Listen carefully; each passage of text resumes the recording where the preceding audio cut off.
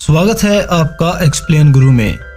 आज हम American web series 50 state of fright की पहली कहानी द गोल्डन आर्म्स को हिंदी में एक्सप्लेन करेंगे। इस वेब सीरीज की सभी कहानियां अमेरिका की अलग अलग स्टेट की लोक कथाओं यानी कि दंत कथाओं पर आधारित है। द गोल्डन आर्म्स मैक्सिकन की कहानी है। इस कहानी की शुरुआत में हमें एक लकड़हारे को दिखाया जाता है जिसका नाम डेव होता है और उसी के साथ उसका एक साथी होता है जिसका नाम एंडी होता है, जो उसके काम में उसका हाथ बटाता है और उसका साथी है और एंडी डेव के अंडर में काम करता है। दरअसल एंडी ही इस कहानी को हमें सुना रहा है। अब इसके बाद हमें डेव की वाइफ हैदर को दिखाया जाता है जो कि इस टाउन की सबसे खूबसूरत महिला है और हैदर के लिए उसकी खूबसूरती ही सबसे ज्यादा इम्पोर्टेंस रखती है। हैदर और डेव की लव स्टोरी की शुरुआत हाई स्कूल से हुई थी। हैदर और डेव हाई स्कूल से ही एक दूसरे से प्यार करते थे और जिसके बाद इन्होंने शादी कर ली थी। इसके बाद हमें दिखाया जाता है कि हैदर डेव के बजट से ज्यादा खर्चा करती थी, लेकिन डेव अपनी वाइफ से बहुत ज्यादा प्यार करता था इसलिए वो उसे कुछ नहीं कहता। इसलिए डेव और मेहनत कर एक्स्ट्रा खर्चों को मैनेज करने की कोशिश करता था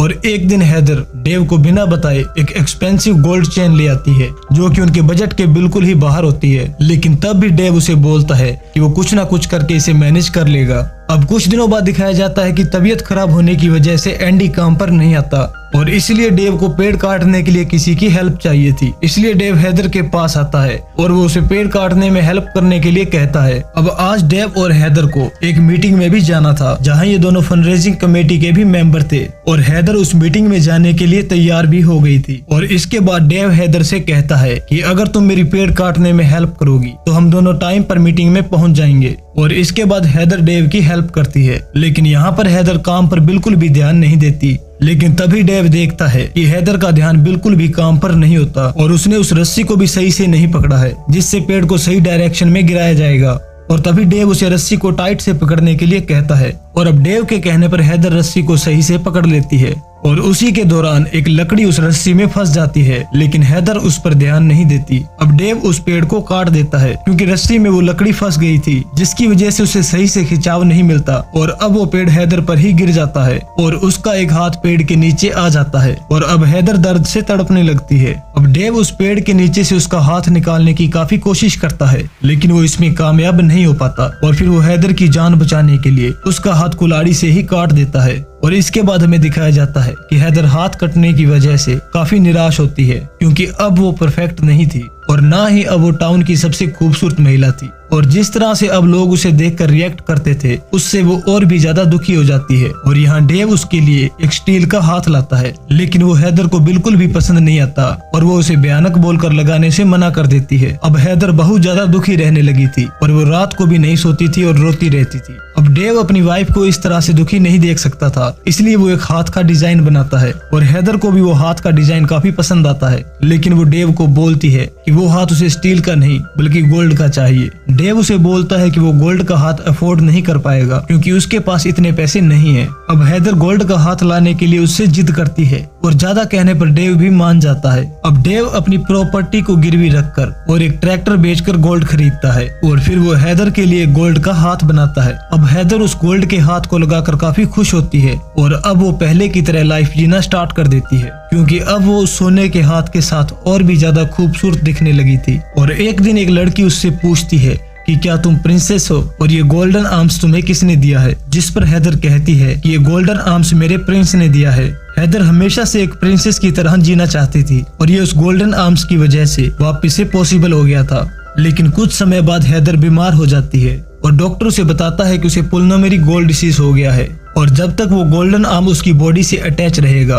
उसकी स्किन गोल्ड एब्सॉर्ब करती रहेगी, जिस कारण वो और भी ज्यादा बीमार होती जाएगी। इसलिए वो डॉक्टर हैदर को वो गोल्डन आर्म्स निकालने के लिए कहता है, लेकिन हैदर डॉक्टर को साफ साफ मना कर देती है और डेव भी हैदर की खुशी के लिए उसी का साथ देता है। और अब हैदर की तबीयत लगातार खराब होती जा रही थी और देखते ही देखते वो बहुत ज्यादा सीरियस हो जाती है और अब वो डेव से ये प्रॉमिस लेती है कि वो उसे उसके गोल्डन आर्म के साथ ही दफनाएगा क्योंकि हैदर मरने के बाद भी परफेक्ट और खूबसूरत दिखना चाहती थी। और यहाँ डेव भी उसे प्रॉमिस करता है और फिर कुछ ही दिनों बाद हैदर की मृत्यु हो जाती है। अब डेव ने उससे प्रॉमिस किया था इसलिए वो उसे उसके गोल्डन आर्म्स के साथ ही दफना देता है और हैदर की मृत्यु के बाद डेव पूरी तरह से टूट जाता है और अब कुछ समय बाद जब रिसेप्शन आता है तो उसका हैंडमेड फर्नीचर भी बिकना बंद हो जाता है और इस मंदी के कारण डेव का काम भी खत्म हो चुका था और अब उसके लोन और बाकी के बिल बढ़ते जा रहे थे और जिसके कारण डेव अब बहुत बड़ी फाइनेंशियल प्रॉब्लम फेस कर रहा था। अब एक रात को डेव बहुत ज्यादा परेशान होता है और तभी उसे अपनी वाइफ का गोल्डन आर्म्स याद आता है और डेव उस गोल्डन आर्म्स को बेचकर अपनी प्रॉब्लम से बाहर आ सकता था और इसलिए वो उस गोल्डन आर्म्स को लेने का डिसीजन लेता है। अब इसके बाद वो कब्रिस्तान जाता है और हैदर की कब्र को खोदता है और यहाँ डेव हैदर की सड़ती हुई बॉडी को देखकर डर जाता है, लेकिन फिर वो उस गोल्डन आर्म्स को निकालने की कोशिश करता है लेकिन वो आर्म्स नहीं निकलता। अब डेव उस हाथ को काटने के लिए कुल्हाड़ी उठाता है और तभी वो देखता है कि हैदर की आंखें खुल गई है और अब डेव हैदर की आंखें बंद करता है और फिर कुल्हाड़ी से उसका हाथ काटकर निकाल लेता है, लेकिन तभी उसकी नजर हैदर पर जाती है जो उसे ही देख रही होती है और अब हैदर बहुत ज्यादा डर जाता है और वहाँ से भागने लगता है और अब फाइनली डेव अपने घर पहुँच जाता है और घर पहुंचने के बाद भी उसे सब अजीब लगता है और उसे वहाँ पर अजीबोगरीब आवाजें भी सुनाई देती है और जब वो घर के बाहर देखता है तो वहाँ पर कोई नहीं होता और तभी वो आवाजें और भी ज्यादा तेज होने लगती है।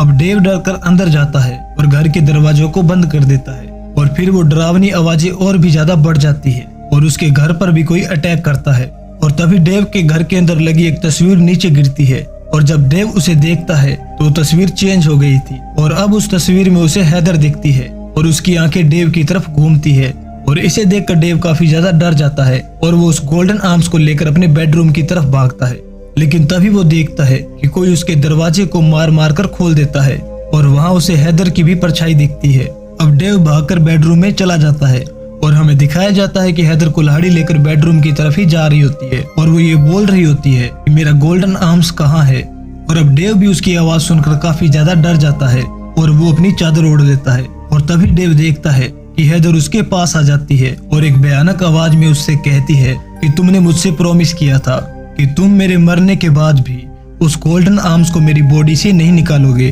और तभी डेव डरते हुए उस गोल्डन आर्म्स को उसे दे देता है और हैदर भी उस गोल्डन आर्म्स को लेते ही वहाँ से चली जाती है और अब वहाँ पर सब शांत हो जाता है और डेव जैसे ही उस चादर से बाहर निकलता है लेकिन तभी वहाँ पर हैदर आ जाती है और एक कुल्हाड़ी से उसका गला काट देती है जिससे डेव की भी वहीं पर मृत्यु हो जाती है। और इसके बाद हमें दिखाया जाता है कि डेव और हैदर की डेड बॉडी उनके बेड पर इस तरह से लेटी हुई है जैसे वो दोनों सो रहे हों। और इसके बाद एंडी हमें बताता है कि डेव को किसने मारा इसके बारे में पुलिस पता नहीं कर पाई, लेकिन सभी को ये पता था कि डेव को किसने मारा है। और इसके बाद वहाँ के लोगों ने हैदर को वापस से उसके गोल्डन आर्म्स के साथ दफना दिया और हैदर के बाजू में ही उन्होंने डेव को भी दफना दिया। और इसके बाद एंडी कहता है कि हैदर आज भी वहाँ पर इंतजार कर रही है कि कोई आए और उसका गोल्डन आर्म्स ले और वो उसे भी मृत्यु के घाट उतार दे। और इसी के साथ इस कहानी का अंत हो जाता है। अगर आपको ये वेब सीरीज पसंद आए तो वीडियो को लाइक करना ना भूलें और चैनल को सब्सक्राइब करना ना भूलें, क्योंकि हम ऐसे ही आपके लिए वेब सीरीज और मूवीज की स्टोरी लाते हैं। इसलिए दोस्तों अपना प्यार और सपोर्ट जरूर दिखाएं। मिलते हैं अगली वीडियो में, तब तक के लिए गुड बाय।